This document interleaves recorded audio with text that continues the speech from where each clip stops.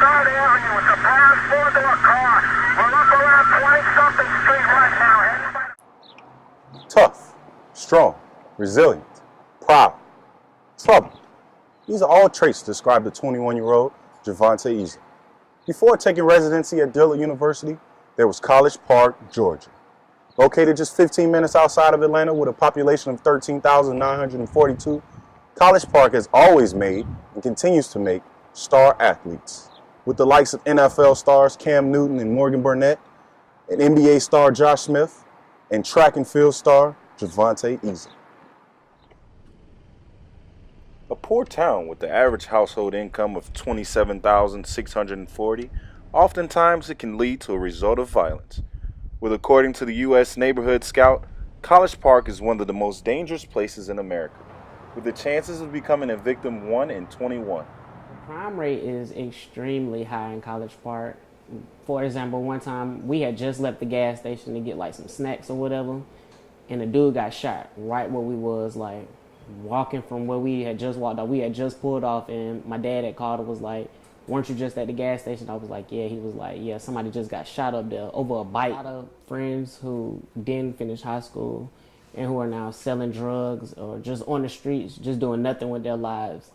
And I believe that the older dudes in our neighborhood played a big influence on that, because we had older dudes who would be like, "Yo, man, y'all want to smoke this joint with us?" You know.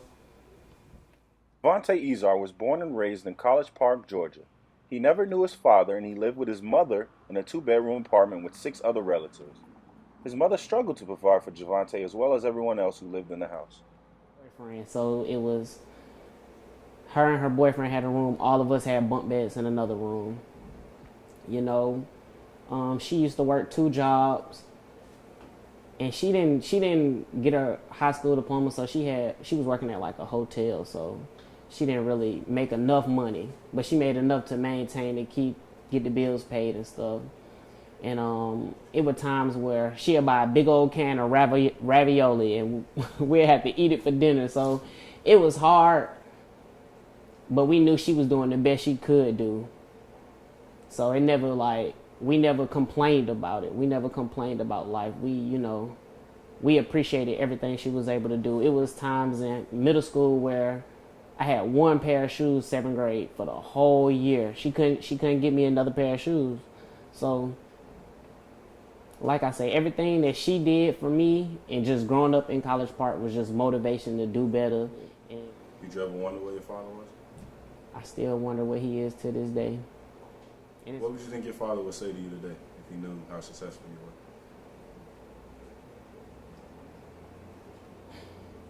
Hopefully he'll say that he's proud of me, and that hopefully he'll try to probably get back in my life.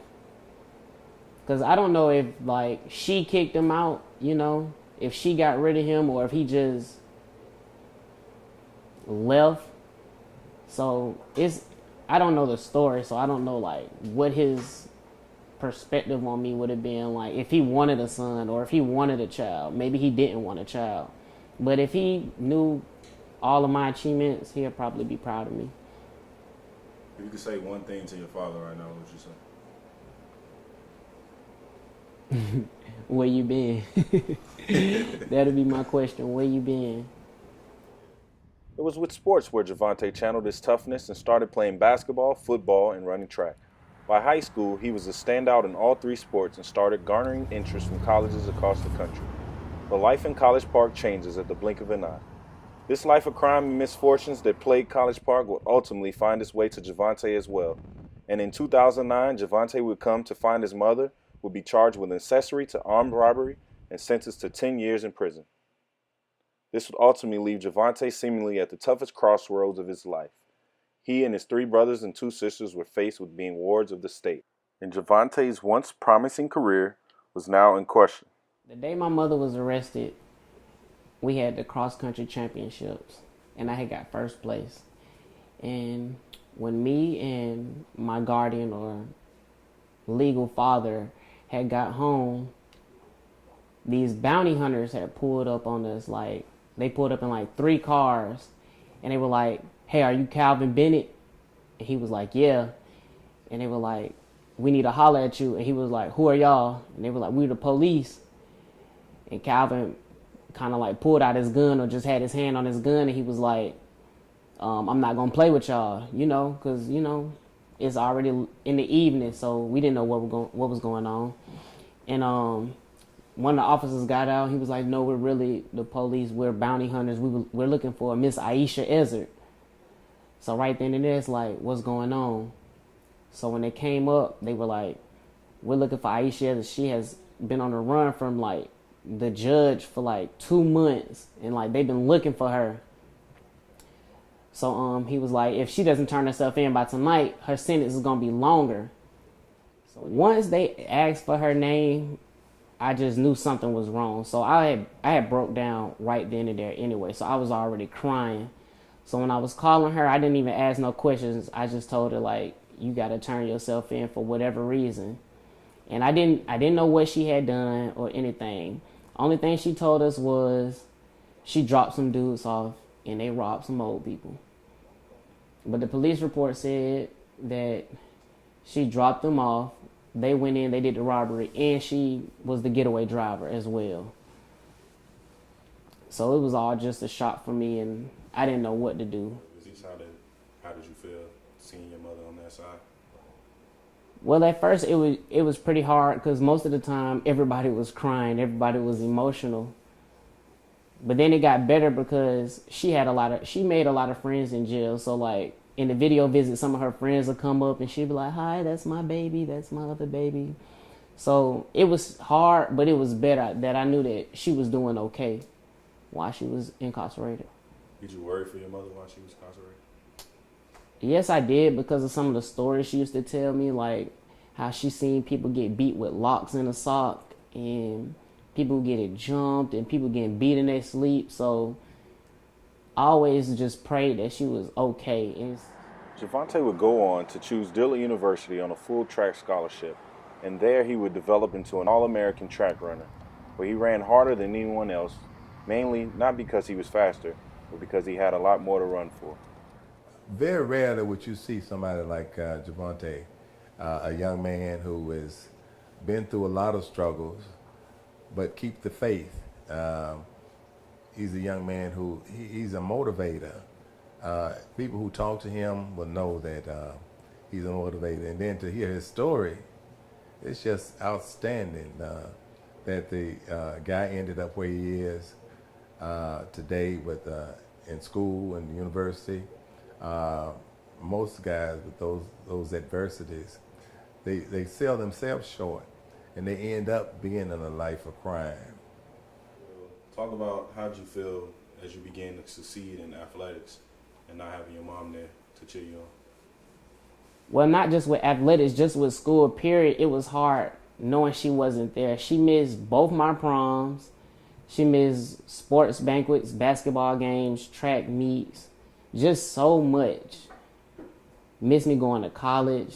She missed me crossing Alpha Phi Alpha Fraternity Incorporated. It was just, and it's hard when everybody else has their family there, and when your family isn't big and your mother is such a big influence on your life and she isn't there, it's just hard being in that environment with everybody else in their family. But when you make friends and those friends become your family, it's not that bad. Would you say? So, what was your feelings when you realized your mom was released? It was joy. I was happy that she got out before her time, because she was supposed to stay in jail until 2017. So for her to get out early, it just made everything better. Talk about the feeling that you'll feel knowing your mom will be at your graduation. That's the best feeling in the world, because, well, her not being at all my other events, for her to miss my graduation, it was just going to be like, oh, she missed graduation as well. But now knowing that she will make my graduation, it's just going to make me go hard in the classrooms to make sure that I do graduate so she can come. Would you say that would be your biggest life achievement, having your mom at your graduation?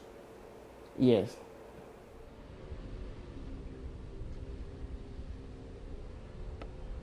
Any message you want to leave? The message that I leave with is, don't let where you come from dictate who you are. You can be from the worst hood in the world and still make it. And it doesn't have to just be with sports. Just make sure your education is going to be your key. I use sports to get an education. I use track to get a scholarship to go to college. Because without my track scholarship, I probably wouldn't have been in college. I probably would have been working at McDonald's or on the streets playing basketball at 9 o'clock in the morning with my homeboys. So education is key. If you can go to college playing your favorite sport, whether it be soccer, football, track, tennis, that's just going to be a plus. Get that education and play the sport that you love. Would you say College Park made you? I can say College Park made me. It had major influences on my life, and it made me who I am today. I saw stuff that I didn't like, and I stayed away from things that I didn't want to be a part of.